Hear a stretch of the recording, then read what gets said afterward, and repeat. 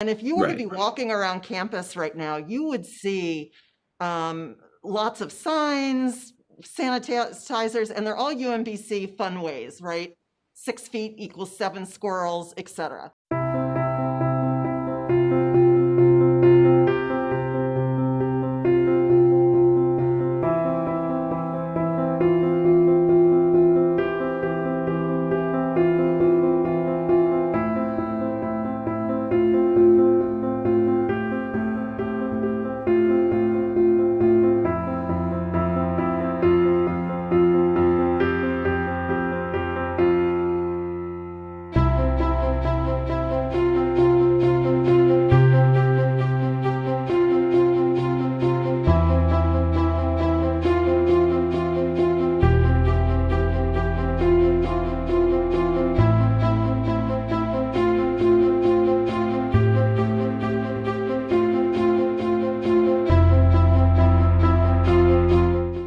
I think the question that's on a lot of people's mind is if there were to be an outbreak, is UMBC prepared to support students in that event? We have an outbreak. We have 175 rooms, double rooms that normally would hold 2 people. So a whole building is set aside right now. And we have a third of our residents back. And so we think that should be ample to be able to manage if we did. We've got food service delivery prepared to support those students. So we're confident. And if we got to the point where we weren't, we would take other precautions to make sure people were safe. I think one of the forms of support that people don't always consider in the middle of a health crisis is mental health. And so, I guess what sort of actions is the university taking to support students' emotional well-being during this time, and how are services such as the counseling center adjusting? Working a lot with all of our student leaders to think about how we create community in this interesting world that we're in, and making sure that Welcome Week leaders are having a personal phone call with everyone in their group. Because what we know is that UMBC, some of the most, what we would call in public health, protective factors are relationships, feeling like you belong somewhere, that you're safe and that you matter. So we're really confident as well that we've been putting a lot of things in place to make sure that students can still get access to clubs and That organizations. leads into another question, just because there's so many students that are used to being on campus, and so that's, I guess, that would be one of the threats to routine. And so, with such a rapid expansion in the off-campus student population, uh, is there things that the universe are there things that the university is doing to ensure that people don't feel lost in the crowd? We're thinking about how we offer a lot of the programs we do virtually, but then can split out into smaller groups so people can still have that same experience of having a conversation with 1 or 2 people like you would at home.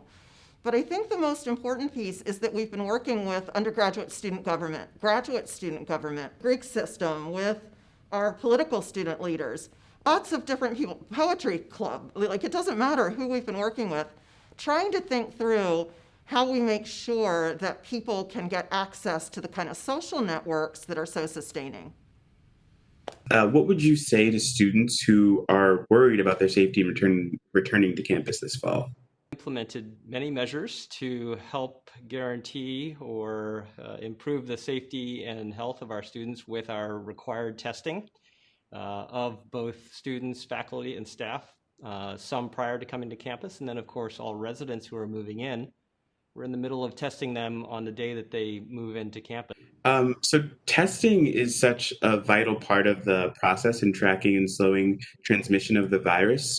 When students are tested in the fall, if it's on campus, how long should they expect for the results to come back?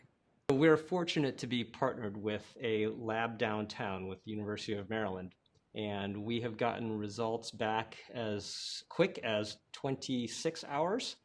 But as most of the other system schools and other schools across the state use this same lab, we do expect some delays, and we've been told that it could take as long as 5, hopefully not 7 days, but they should come back much quicker than some of the other reports that you're hearing about. Are there policy changes that University Health Services will be implementing at this time? So I'm not sure that there's many policy changes, but rather procedural changes, of which we've developed many of them. We're going to do many different things to limit appointment overlap. We're going to space out appointments so there isn't crowding in the waiting room. We're going to be conducting telehealth and even hybrid visits where part of the visit may be remote, and then part of the visit, if it requires physical examination, we can come into the office for a brief moment for that. We're going to be screening at the front entrance outside the office with temperature and symptom checking.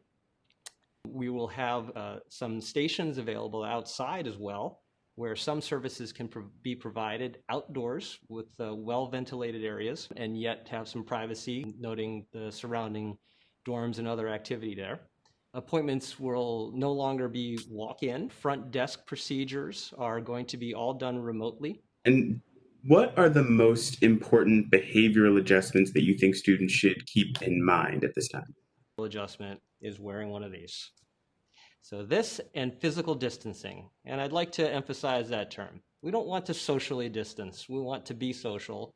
We want to have the experience that we all want, but we do need to keep the 6 feet distance and wear our masks. So in addition to that, frequent hand washing and just being smart. What kind of preparations have been made to preserve and enhance the student experience under the present circumstances? We've been working on the planning for the fall semester. I think it's almost 6 months, 5 or 6 months now, and it's involved about 150 people from across campus in different areas of campus working together and in various groups.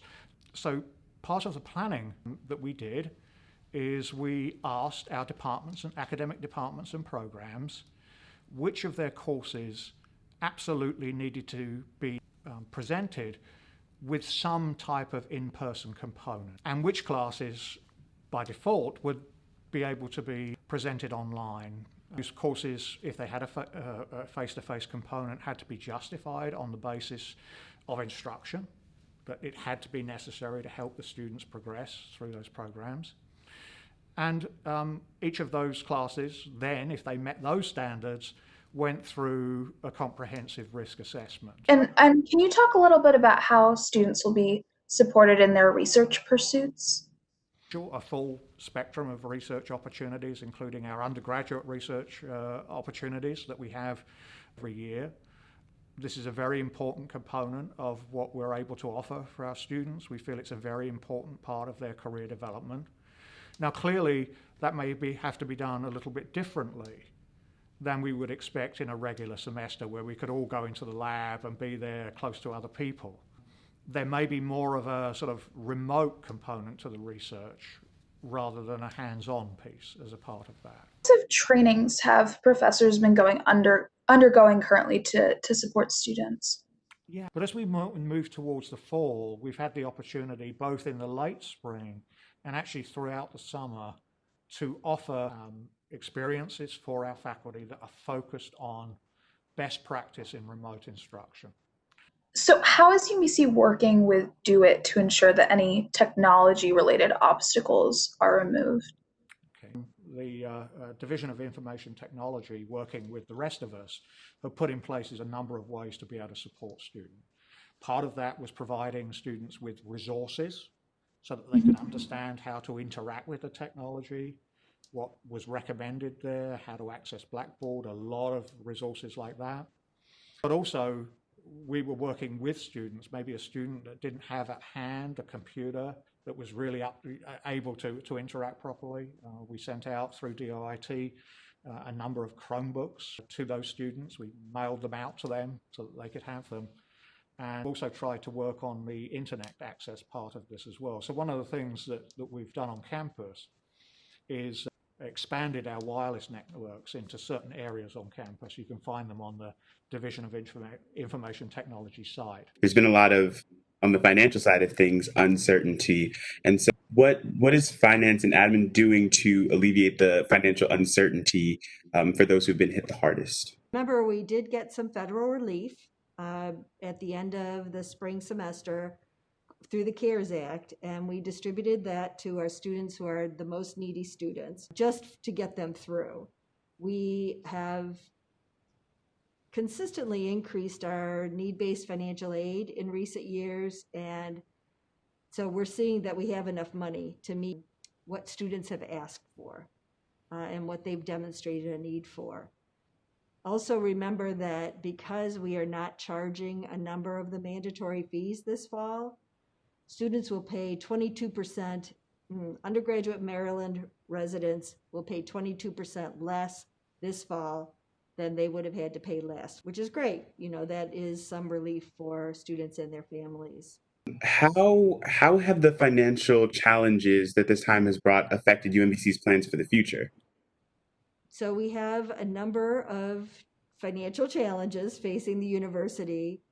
What I like to say is almost every single revenue stream that we have coming into the university has been affected, including a state appropriation decrease and lower volume in the residence halls and no fees being brought in. So that's going to take a toll on the reserves that we've had planning for, definitely looking at budget reductions across the university, but well into planning to do that. And we're committed to having no layoffs if at all possible. And I think so far we've been successful at developing plans that don't require any layoffs now. How do you see your role as president having changed a little bit this semester? I was not accustomed to having to be on Zoom and WebEx calls all day long. I'm like most people, I'm more accustomed to being in front of people and talking by phone without the face. Me especially, I need to be as upbeat and as hopeful as possible in the presentations because everybody's wondering, are we going to be okay? And I know we are going to be okay, but I have to show that in different ways. Right, so that leads directly into my next question, which is, are you optimistic for the coming semester? I really am, and I'm optimistic because of the human spirit. That there's something about the human spirit that can transcend all kinds of challenges. I know about students who've had all sorts of challenges, from illnesses and deaths in their families, to not having the money, to losing jobs.